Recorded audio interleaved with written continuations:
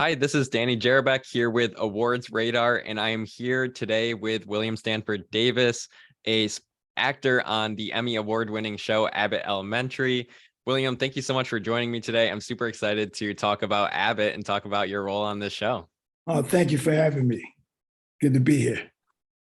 First of all, I have to say, before we get started, I'm located in Philly. I'm a resident Philadelphian, so Okay. I love talking to people involved in this show because this show is just living in Philly and watching it. It's a great experience. Right. Yeah, I mean, I think we're a big hit in Philadelphia. Yeah. So, of course, you're. What I'd love to hear from you. How did you first become interested in this story, and what kind of drew you to the script and this idea behind Abbott Elementary? Well, I came on as a guest star, and when you're a guest star, you don't get the accoutrements that the people that are going in or that have been cast as series regulars. So my first audition was during COVID, and we did it like we're doing now by way of Zoom. And it was just, it was a couple of scenes. And when I read it, I said, this is funny. But as an actor, when you audition, you train that muscle to just leave the audition there and not think about it.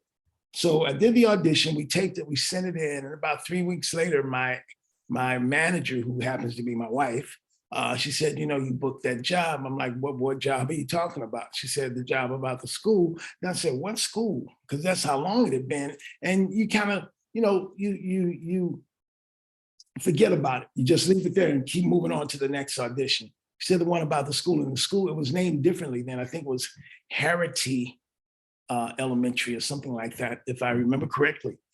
And so, I booked the job, we went in, and a lot of the stuff that I did made the cutting room floor. And it wasn't until we saw the trailer that everyone really got excited. I mean, the guest stars, I'm sorry, the stars of the show, before I became a series regular, they had all seen the scripts and they were talking about how great it was and how special it was. And I knew how special it was, but I didn't know it was going to blow up like it is blowing up. Yeah, and it's resonated with so many people, and the audience and fan base for the show has grown so tremendously over the time. How has that journey been with you and your cast and crew, just seeing how this has resonated with so many people? Well, Cheryl and I worked at the same time on Ray Donovan, so we kind of been like ships passing each other tonight. I would speak to her, and she was always very gracious. I knew of Tyler's work from Everyone Hates Chris, and I'd seen, in fact, and Quinta too, from Black Lady Sketch Comedy. But everyone else was kind of, I didn't know Janelle, who's become my partner in crime, as I call her. I didn't know Janelle. I didn't know her work. I didn't even know her as a stand-up, and I'd done stand-up. But they're like family. It's like we've known each other our whole lives, and they have been so gracious and so kind and so generous with me. And so I'm just loving every second of it, man. And of course, Quinta Brunson, we have to credit her as just the brilliant mind behind this show, and she's brought so much passion and so much energy to this story. What is your relationship with her, and how you collaborate with her vision for bringing this show to life? I love Quinta. She's the best boss I've ever had. I'm talking about every job I've had since I was 12. She is just amazing. She's so smart. She knows exactly what she wants. I tell everyone, her fingerprints on everything you see on the show. Every bit of dialogue, from every crack in the wall, every smudge, every broken light fixture, whatever. She wanted to be so genuine, and she's just made sure that not only that the cast and the crew, I think she handpicked everyone, man, cast, crew, everyone, and she made sure that she knows exactly what she wants, and she made sure that she got it exactly the way she wants it. We were doing a scene one time where the bulletin board in the scene was just too pristine. She said, no, it wouldn't be like that. We had to stop the scene. They had to smudge it up and make it look like it had been, she's that meticulously not only dedicated, but she sees everything all the time. And she's just such a nice young lady. I wish I had a daughter like her. Her fingerprints all over the show, just the way Janine is all just wants to have her fingerprint all over that school. That's exactly the way it is. So your character of Mr. Johnson, who your role has increased in the show over time. Right. Can you tell a little bit about who this character is and how you wanted to present Mr. Johnson to the show? Well, Mr. Johnson is a bit of an enigma. He's kind of, all over not all over the place, but he sees everything. He knows everything. He has his ear to the ground about everything that goes on. He knows the kids, he knows their parents. But I think his main goal is to make this the most comfortable place for these kids. Having gone to a school similar to Abbott, the janitors, they knew everybody. They made sure that if there was a fight or something, that he would break it up. He knew the parents. And so I kind of based him on that. And then his philosophy about stuff I got from my grandmother. My grandmother was a conspiracy theorist. And I've said this in other interviews that that's who I have based a lot of Mr. Johnson on, and some of the things that I've seen and heard. And she was very filterless. She was a filterless woman. She said what was on her mind. And Mr. Johnson is kind of like that. And the role of the janitor in any elementary school setting, I feel like is, it's not appreciated how much these people do for these schools and how much that they relate to actually the kids too, right, and being around them all the time. Is there anything that you thought about on that side of things and how you were able to maybe connect with the kids because you have that presence with them? There was a guy when I was growing up, when I was in school, Mr. Glover. Mr. Glover, he played football with us. If we were on the schoolyard, of course, we played tag, of course, because it was blacktop.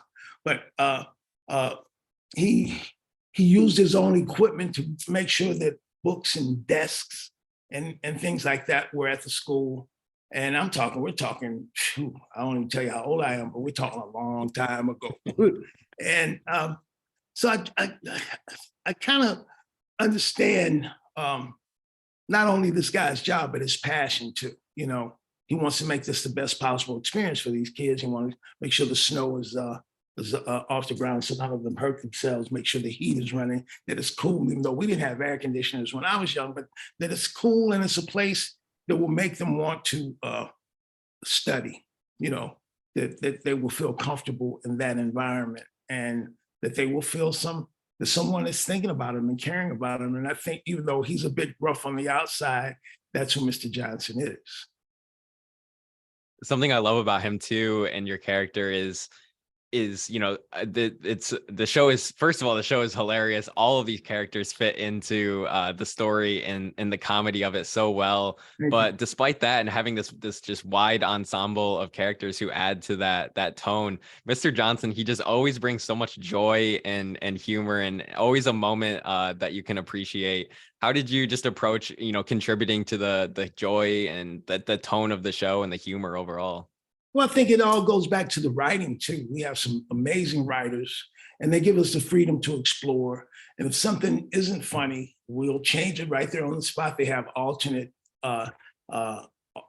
takes, alternate lines that we can use, but they also let us bring some of our own. If you have something that's funnier, and it better be funnier, they'll use that, but I attribute all of it to the writing, and the writing is just so masterful. It brings me back to the strike. I'll be so glad when the strike is over, because I can't wait to see what they've got cooked up for us all for next season. Yeah, absolutely. Of course, season 3 on hold with the important work that the WGA is doing, and we all are hoping that they can come out of that successfully. Yeah, I'm talking about just this show on a little bit of a bigger scale too. I'd love to get your insight and perspective on, what you think this show has meant for, representation of maybe inner city school kids who haven't seen themselves on screen in that way before. Well, there's several aspects of it. First of all, the kids, like you said, they haven't seen themselves represented on the screen that way. But I think what the show has done more than anything is drawn attention to inner city schools and their what teachers have to do to make these Mhm. schools work, to make things not only comfortable for the kids, but teachers use their own money to buy their supplies. Sometimes they have to even books, things that they want to bring in for extracurricular. Sometimes it's just not the books that the school uses. You want to bring in something, and so they use their own resources to make sure that these kids have the best education possible. And that's the way it's been my whole life. I had a saying, they gave us hand-me-down books and supplies, but we didn't have hand-me-down teachers. The teachers made sure that you felt cared for and that they were going to encourage you to do your best and that you could be anything that you wanted to be. And that's what Abbott reminds me of, the encouragement. I look at everything from Barbara Howard to Janine to even Ava. They want this to be the best experience. And even if we have to cut corners, or I hate to use the word cheat, but even cheat sometimes to make sure that things turn out the best for these kids. That's what it's about more than anything else, making sure these kids have an environment that they can learn in. Yeah, and both my parents are public school teachers, and so I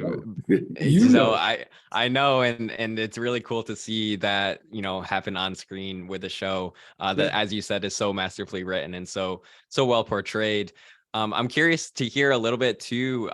This cast is really an ensemble, and everybody contributes in very unique ways, and it all sort of melds together. What is your relationship with this cast, and how you guys work together on and off screen?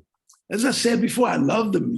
I miss them now. I'm like I said earlier too, that I'll be glad when the strike is over so we can get back to work. I mean, we've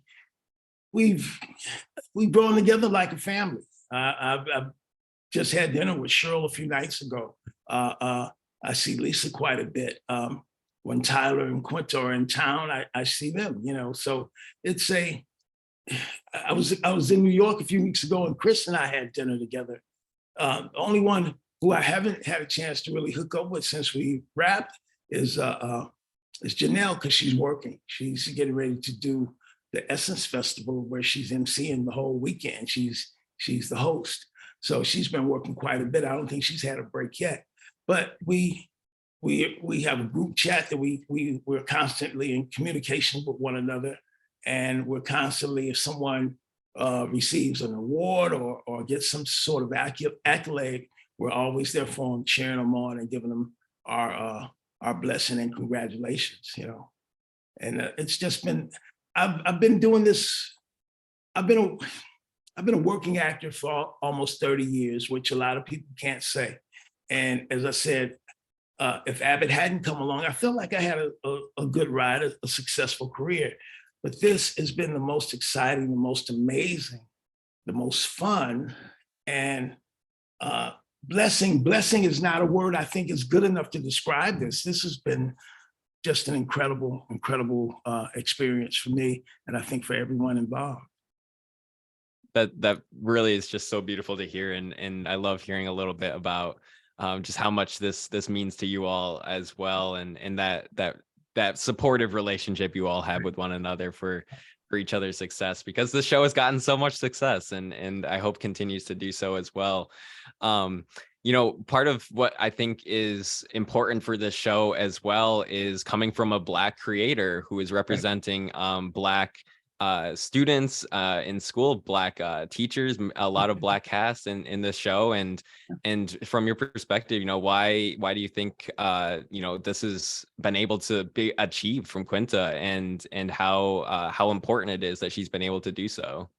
Well, she said if this hadn't made it, she might have decided to do something else, maybe be a teacher. I don't know if that's something that she had in mind, but I think the show came along at the right time. I think timing is probably our best ally. We're coming out of COVID, and then we had some years of a lot of other things politically going on that I won't even throw in the mix. But I think the country just needed to have take a breath and have something joyful, something to laugh at, something that they could relate to. This is a show that you can watch with your grandkids or your great grandma. We have adult humor that kind of goes over the kids' heads, but we also make it relatable. So, 3 or 4 generations can sit and watch Abbott at the same time and have as much fun and talk about it the next day. So once again, it goes back to the writing. It goes back to all these fantastic actors. I learn from these guys every day. They'll bring something, and while we're doing it, you're not seeing it. And then I'll go back and I'll watch either a daily or something on the monitor, or I'll watch it on the night that it airs, and I'm like, oh my God, what an amazing moment they just had. They are incredible actors, and I learn from them. I learn from them every day. That's really amazing to hear. Thank you so much for your time, William. I really appreciated getting to hear a little bit more behind the scenes of Abbott Elementary, and I can't wait to see more. I hope we get to see more of Mr. Johnson and the rest of this cast and crew soon. So thank you so much. Congratulations on this show, and I really appreciate the conversation. Thank you, and give everyone in Philadelphia a big... Absolutely, I will do. Okay, thank you so much. Thank you. Bye. Bye-bye.